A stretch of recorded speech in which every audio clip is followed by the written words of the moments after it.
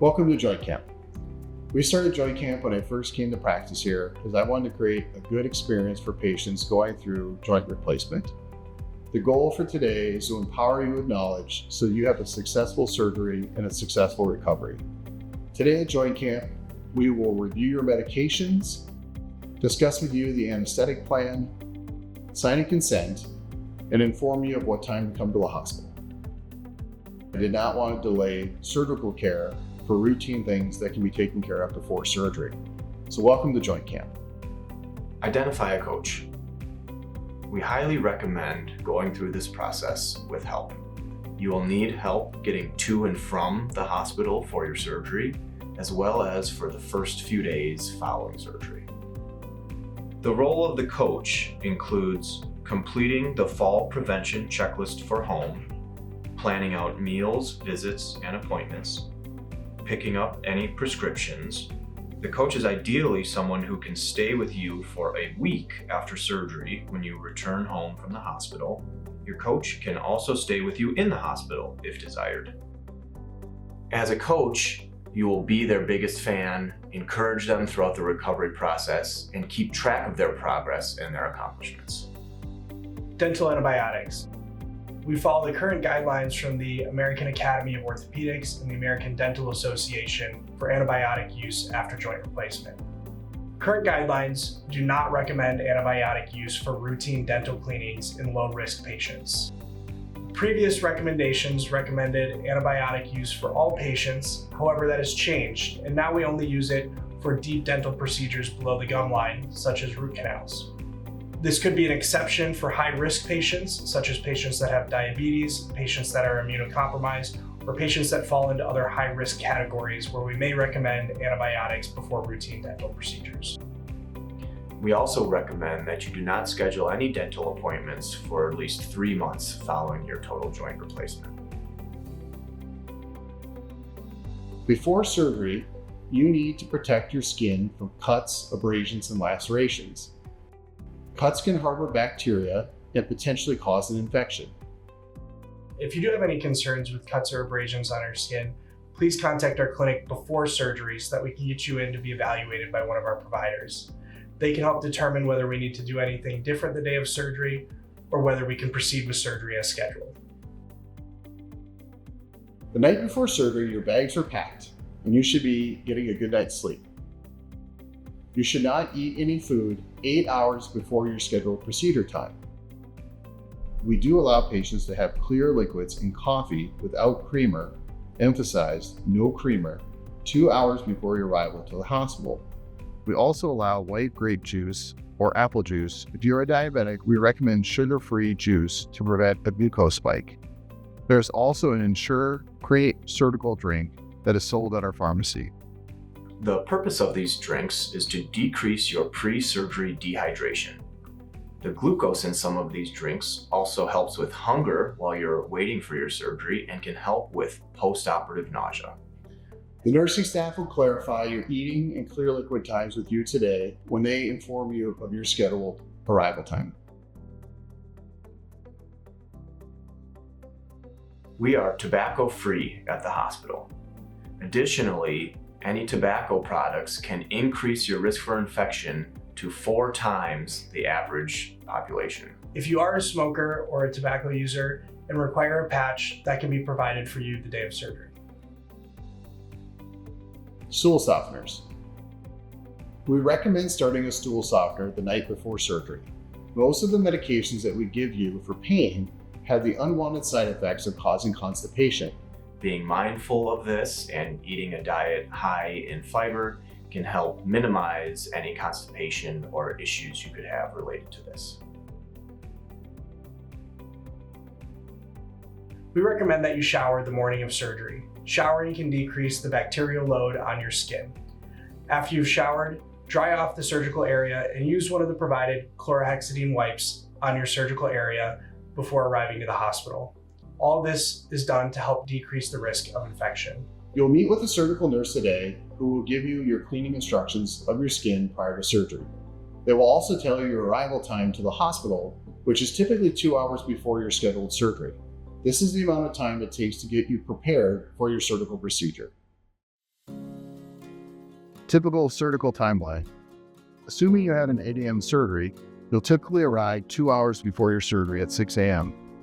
You will be brought to the pre-surgical area and be met by one of the admitting nurses.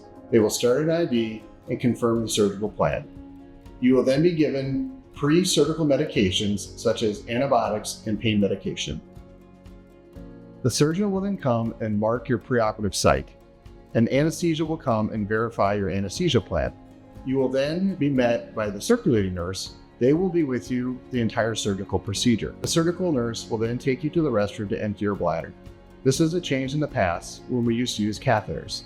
Our preference now is that you empty your bladder before surgery so we can avoid using a catheter during your surgery. When you're off the surgery, there is a surgical waiting area near the medical surgical floor. There's also a cafeteria at the basement level, and there's a cafe bistro near the pharmacy in the primary care clinic. The family is also welcome to leave campus during the surgery. You'll be called after the surgery is complete with an update.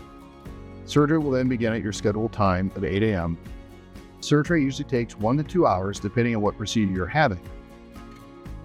During surgery, there are several things that we do as Southwest Health to prevent infections.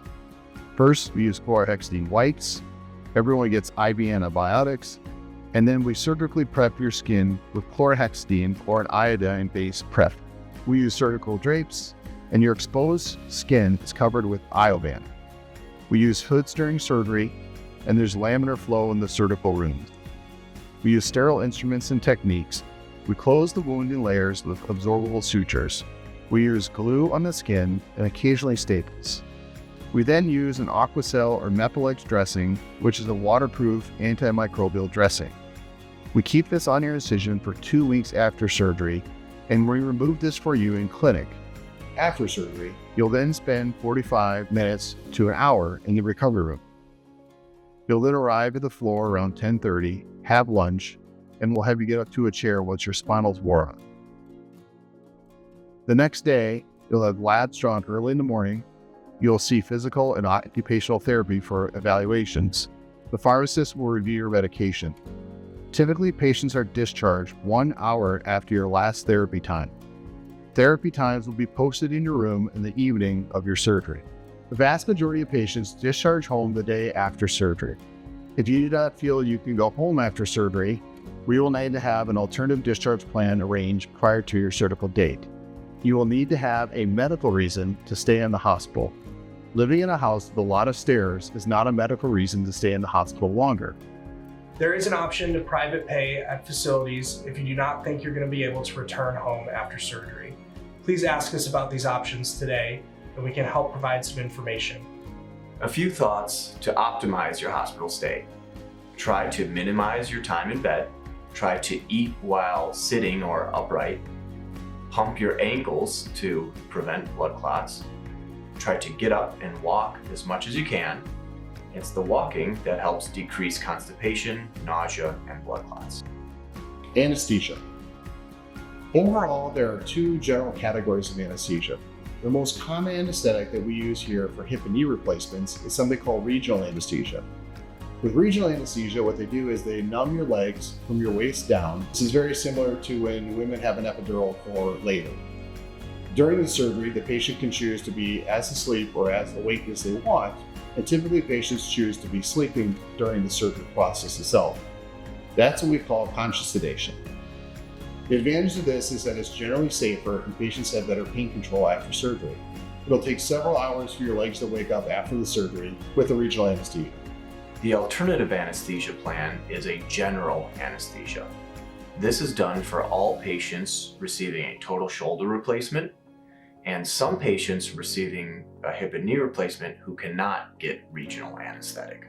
With this type of anesthesia, medication is given to you that makes you unable to breathe on your own, and so a breathing tube is used to breathe for you. The other thing that they will talk to you about today during joint camp and on the day of surgery is using regional nerve blocks. So typically for knee patients, there's something called an adductor canal block, which helps numb the anterior part of your knee for surgery. It decreases your pain medication afterwards. A similar process is done for the shoulder, where your arm will be numbed, and after surgery, your arm will be numb for a period of time and you'll have less pain. These are other things that the anesthetist will talk to you about today at Joint Camp. Pain medications. Everyone is unique and everyone experiences pain differently. Our goal at the hospital is to provide you with pain medication so you can be comfortable and your pain is tolerable.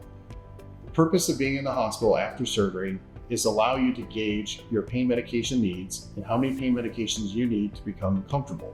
This varies from every person. We typically give every patient scheduled Tylenol, a non-steroidal anti-inflammatory, and oxycodone. Depending upon your past experiences or how you do with these medications, we adjust these for each individual patient. Some patients have allergies, and we have to account for those as well.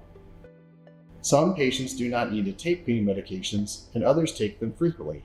The goal of the time in the hospital is to gauge the amount of medications that you need for your pain. We also have ice packs and an ice machine. It's important to know that some insurances and some pharmacies limit the amount of pain medications you can have after surgery. They are trying to limit abuse, and they're trying to decrease the risk for addiction. You may have to purchase some of these medications out of pocket if they're not covered. If you need refills, we will try to wean you off your medications, and we may switch you to something that's less potent. Please allow plenty of time for us to get refills to you, at least 2 days. Remember that the goal of pain medication is not to completely eliminate your pain, but to make your pain tolerable during your recovery. You will meet with a pharmacist today to discuss your current medications and your planned medications for discharge. All patients who have a hip or knee replacement will be on a blood thinner post-operatively. Typically, we give patients 81 milligrams of aspirin twice a day for 6 weeks. If you have a history of blood clots, a history of pulmonary embolism, or you're at higher risk, we may give you some alternative medications aside from aspirin, such as drugs called Eliquis or Xarelto. If you take a blood thinner prior to surgery for a chronic medical condition such as atrial fibrillation, we'll have you hold that medications prior to surgery, and you'll resume that after your surgery. We will discuss these with you today with the pharmacist. If you have concerns about your dressing or redness or warmth around your incision, this can be normal after surgery. The dressing that is placed on the incision following surgery is an antimicrobial dressing that stays on for 2 weeks. When we see you for your post-operative visit at the 2-week mark following surgery, we will take it off for you. This is a waterproof dressing that you are allowed to shower with. These bandages are extremely absorbent, so even a small amount of blood can look significant on the outside of the bandage. Small amounts of blood spots are not concerning. If there's drainage on your dressing and it touches the edges or is larger than a quarter size, we may need to change your dressing. If your bandage is wet, please just call our clinic and we're happy to provide you guidance. This is not an emergency and not something that needs to be done at midnight, but it's something you should call the clinic about the next morning. If it's a weekend or at night and you have concerns, please feel free to call the hospital and you can speak to the nursing supervisor.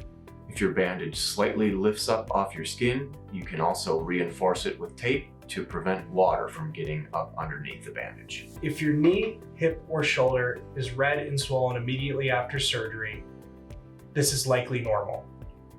If you do have concerns for an infection, please call our clinic and we're happy to provide guidance. If it's nights or weekends, the nurse supervisor can also provide guidance from the hospital. Typically, we do not require a trip to the emergency room for concerns related to infection. If you are having chest pain, shortness of breath, or any other medical emergency, then we definitely recommend you call 911 or go to the emergency room.